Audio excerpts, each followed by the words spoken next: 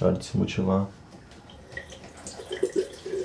Eu tenho que fazer isso todo dia pra me sentir bem comigo mesmo.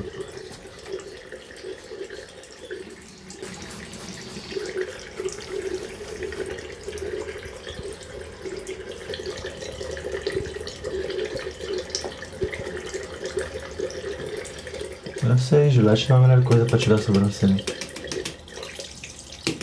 Mas foda-se.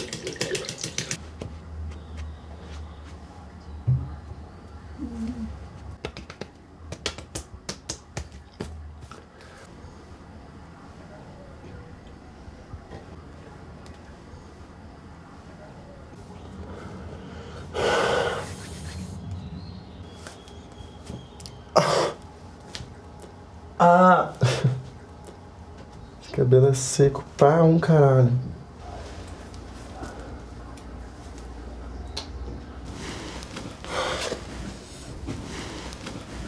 Tô achando.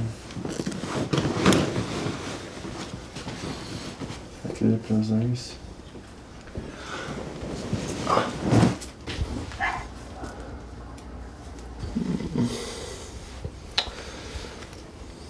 Não.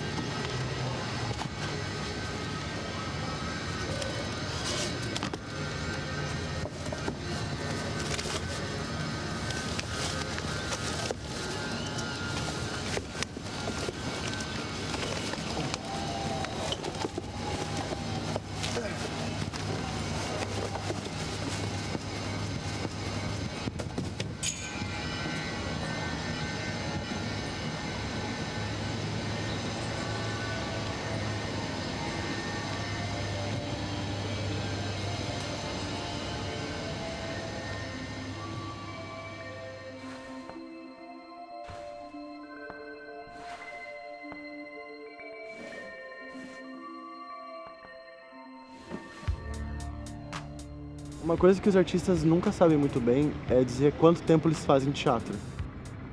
A questão de essência de teatro, como muitos pensadores de teatro falam que a vida é teatro é vida. Então a gente faz teatro desde que a gente nasceu. Mas existe uma coisa sobre o fazer cênico, que isso você aprende nas escolas, na rua, em comunidades ou numa universidade, por exemplo. Eu gosto de demarcar que a primeira vez que eu fiz teatro foi quando eu entendi o que era teatro, que foi na segunda série. E eu lembro que quando acabou a cena, geral da sala aplaudiu e tal, e a professora inclusive achou tão bom que ela queria que a gente passasse nas outras salas para apresentar. E eu lembro que quando eu senti esse negócio na barriga de tipo, caramba, as pessoas estão felizes e elas estão admiradas com algo que eu faço. Deu um brilho nos meus olhos e eu decidi que tipo, era isso que eu queria fazer.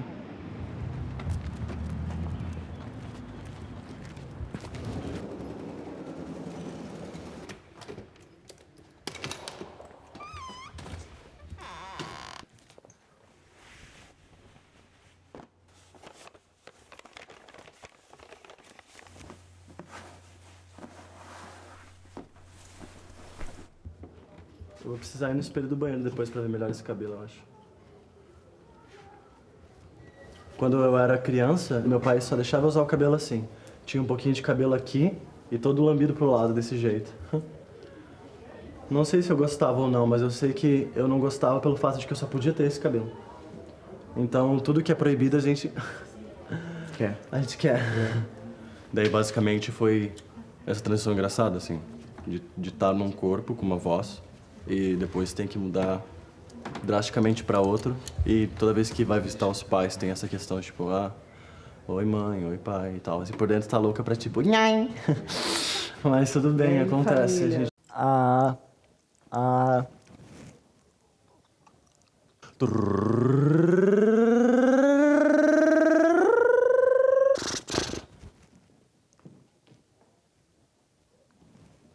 Boa noite a todos, boa noite a todas, boa noite a todos. Eu sou o Arthur Aldino Dobler. Sejam bem-vindos à minha defesa de TCC.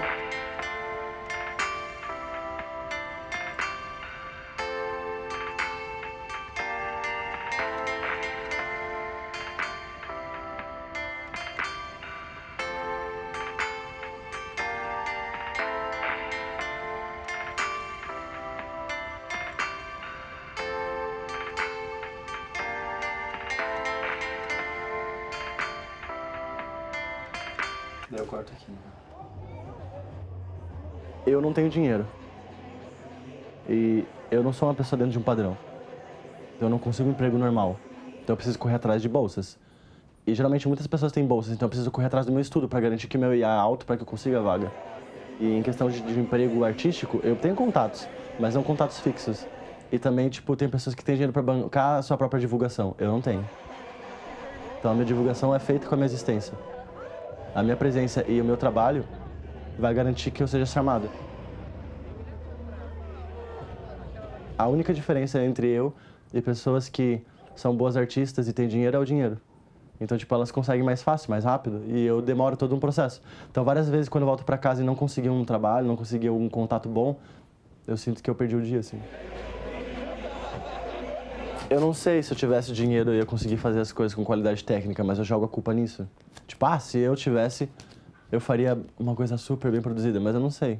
Tipo, maquiagem é a mesma coisa, eu tenho só uma maquiagem barata.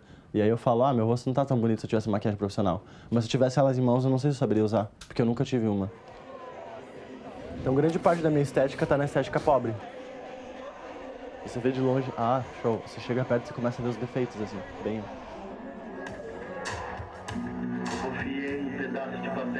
As pessoas estão muito acostumadas a, acho feio, então, tenho medo. Mas essa é a proposta, sabe? E aí eu chamo atenção. Não que o foco seja em chamar atenção, eu acho que ela é uma consequência. A consequência da minha vontade de me expressar, unicamente enquanto indivíduo. Sangue, dor, eu fecho minha orelha, meus olhos, minha boca, minha mente pra não sentir dor.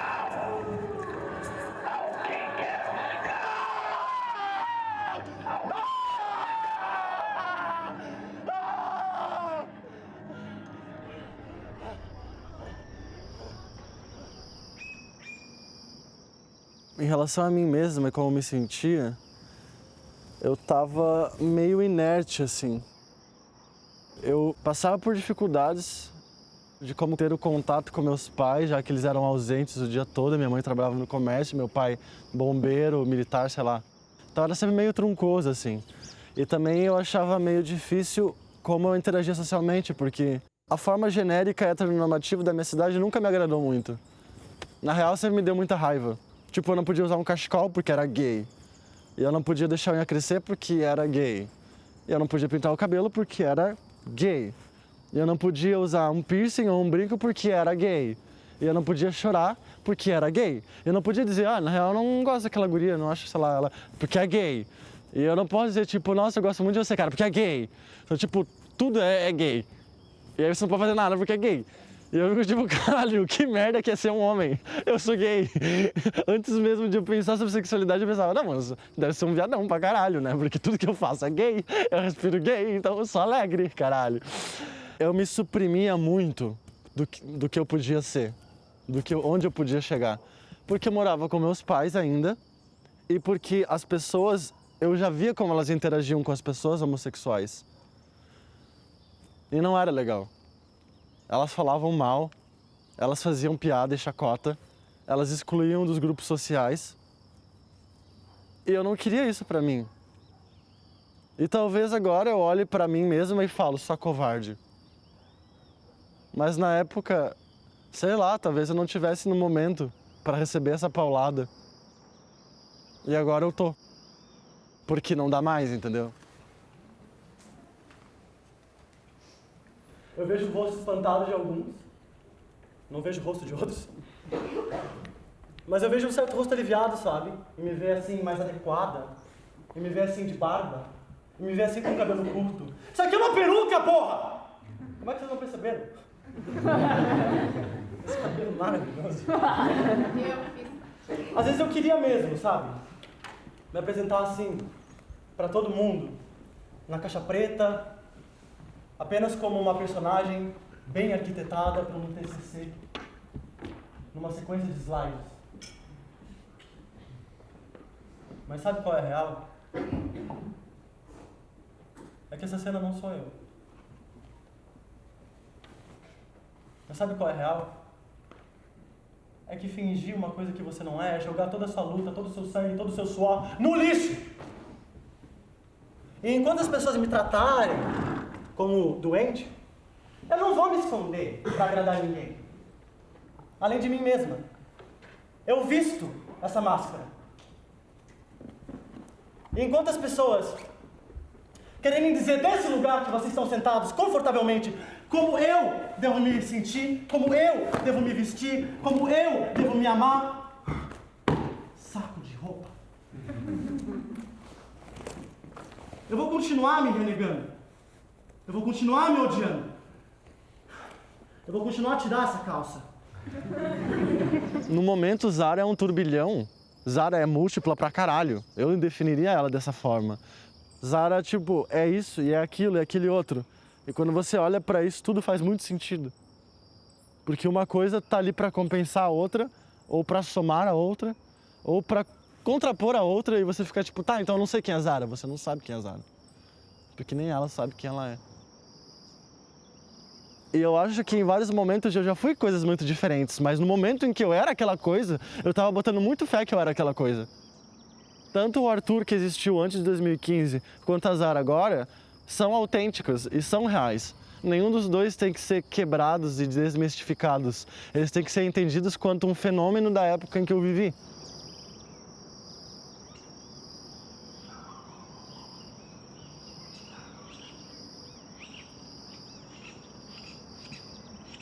Eu, no momento, me identifico como uma mulher trans, mas a gente pode entrar em várias questões aqui em relação à identidade, porque existem muitos tipos de mulheres e o grande ponto é como a minha expressividade e o meu físico afetam a minha leitura enquanto mulher, assim. Tipo, existe um ponto da não binariedade que envolve o que a sociedade faz de leitura de gênero, que o teu corpo expõe ou representa como leitura de gênero.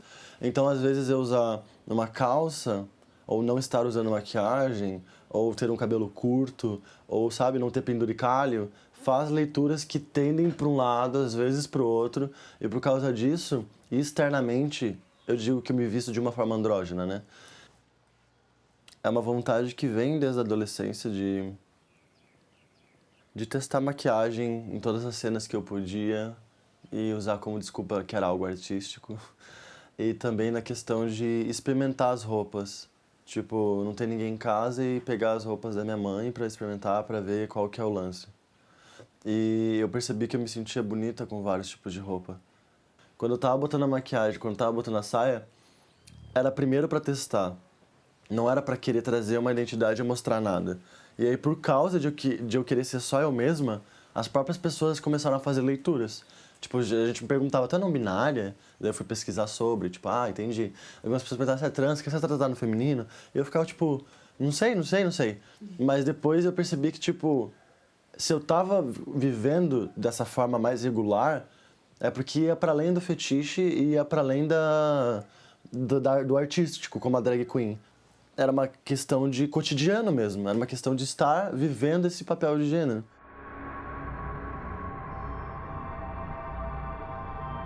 Disforia é um estado psicológico caracterizado pela congruência de gênero. É um desconforto persistente que nas atração sexual pode se dar para homens ou mulheres e não é analisado no estereótipo. Afinal de contas, orientação sexual e identidade de gênero são coisas bem distintas.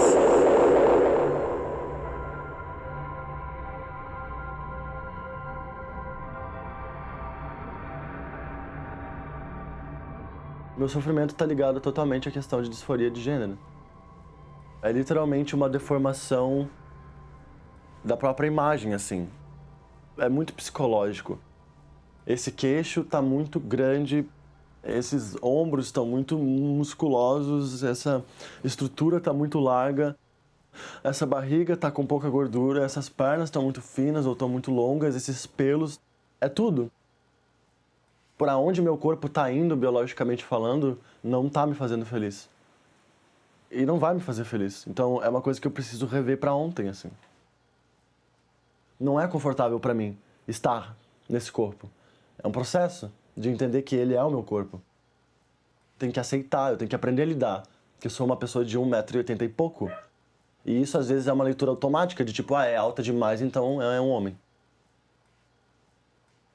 Eu sei que existe uma fisionomia que por mais que mulheres tenham vários tipos de corpos e vários tipos de rosto, ela ainda é uma fisionomia muito marcante. Então, essas coisas é onde a disforia pega mais pesado. Porque eu sei que é uma mudança estética que eu não vou conseguir realizar. As poucas vezes que eu consegui artificializar uma imagem que pra mim era impossível de atingir, eu me senti realizada. É um inferno pensar que eu queria estar num outro corpo, é um inferno pensar que eu queria ter outra voz, é um inferno pensar que eu vou lá fora e você lida como tal coisa. É um inferno, sabe? Tem que ajustar aqui, tem que botar isso aqui, tem que pentear assim. É um inferno, é chato, é chato, é chato. E às vezes você é a pessoa que mais cobra. Você fica se olhando no espelho e fica tipo, ai, hoje não dá, hoje não dá, hoje eu não consigo sair de casa, hoje não dá, porque eu não tô mulher, porque eu não tô feminina, porque eu não blá, blá, blá. E eu precisava colocar isso em algum lugar e não ia ser numa terapeuta, porque eu não consigo acessar esse tipo de coisa. Eu não consigo buscar a minha saúde mental. Então eu uso a arte como arte terapêutica. Não é a arte terapia, que trabalha a terapia na arte. É a arte que, pra mim, funciona de forma terapêutica. Intransmissível. O que não pode e não se consegue se transmitir é um trem. Pra mim, a questão trans é bem algo similar. Afinal, eu sou alguém buscando uma ponte pra chegar a um novo lugar, mas às vezes não encontro ninguém que consiga captar como eu me sinto. Isolada, deslocada, perdida e frustrada em meio a um mar de palavras que sabe muito bem me prender, mas não como me soltar. E o que mais me deixa chateada é que existem tantas outras palavras proibitivas mais pesadas, pelas quais eu trocaria sem pensar. Intransigente, que a sociedade não fosse tão exigente com a gente, tão inflexível, intransferível, que as pessoas parassem de nos ferir mental e fisicamente, intransitivo, que os profissionais da ciência não nos vissem como doentes e que nós pudéssemos transitar por aquela porta sem medo de ser morta lá fora diariamente.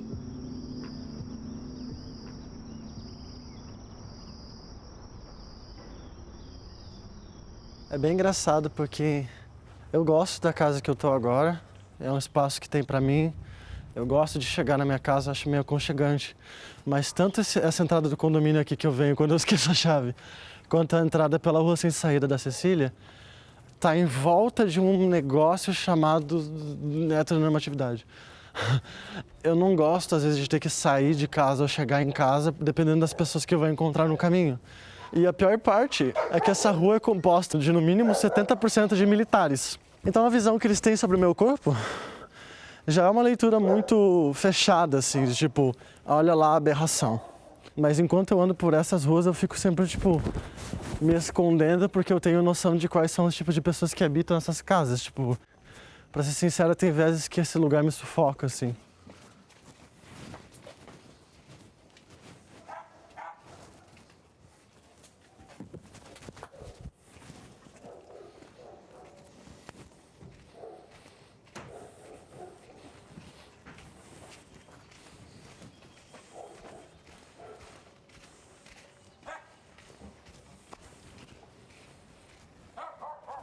Que o pobre, feito peixe, feito mangue, se afunda e se engasga nesse meu país de sangue.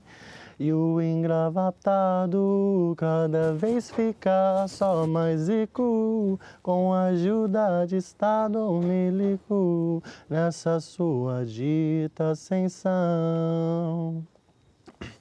As trabalhadoras da noite esperam todas afoitas aparecer mais um metido a besta portando mérito carro da sua mérita vida, pra ostentar a sua grana extra. Eles invadem ruelas, invadem os copos e toda a cidade. Eles compram os seus jornalistas pra esconder mentiras e omitir suas verdades. E sempre que eu paro pra pensar na minha vida, nas pessoas do morro, nas trabalhadoras da noite, nos moradores de rua, eu percebo que o pobre, feito piche, feito mangue, se afunda e se engasga nesse meu país de sangue. E o engravatado cada vez fica só mais rico, com a ajuda do Estado milico, nessa sua dita ascensão.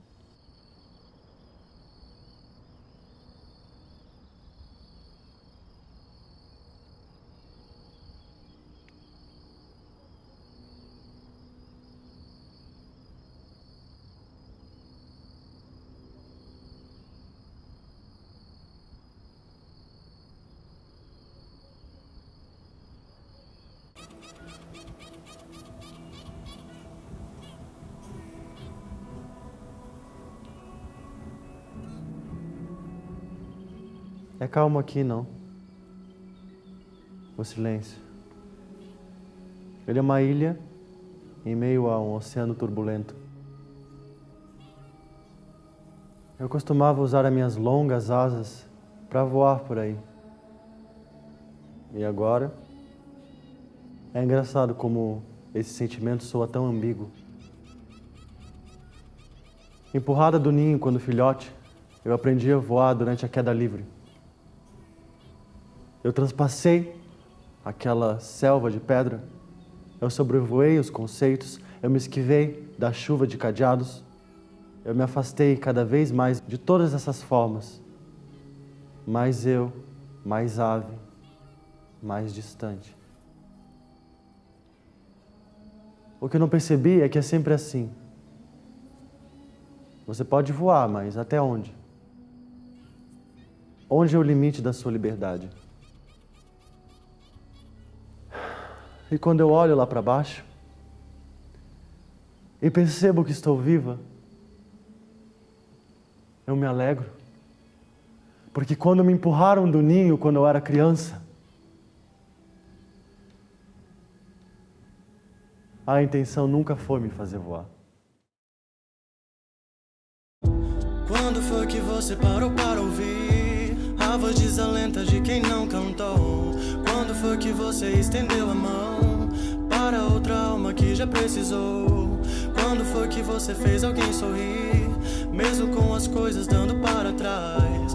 Quando foi que você pôde consolar o choro injustiçado de quem não aguenta mais? Trancada no banheiro, se olhando no espelho, agarrada nessa pia fria, vazia de um contentamento, trincada de sentimento, misto de raiva com medo de tudo que já passei, ainda vou viver. Imagem quebrada, distorcida e duplicada do que fizeram de mim e do que eu quero ser. Vontade não falta de esmurrar essa parede, berra para meio imundo, pare que eu quero descer. Te preserva, me disseram minhas amigas, eu já sei, então me tocar nos cantos pra cantar.